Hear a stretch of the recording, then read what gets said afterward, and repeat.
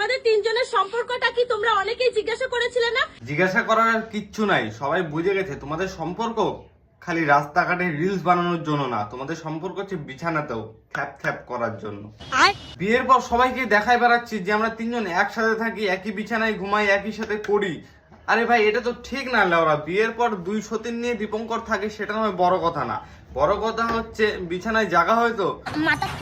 चांद की चांदनी आसमां की परी।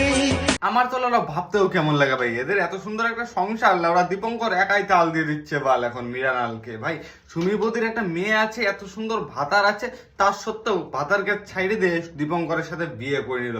কারণ কি জানো, ভাতারের দাড়িটা বড়, বাকি নিচেরটা ছোট মনে হয়। 2 বছর কষ্ট করার পর বিশ্বাস করো 25K একটা পেজ বানাইছিলাম। ভাই জানি না কি কারণে কি দোষে ভিডিও আপলোড হচ্ছে না আমার, জানি না সেটা ঠিক হবে কি হবে না। এখন এটা নতুন পেজ, 100টাও ফলোয়ার্স নাই।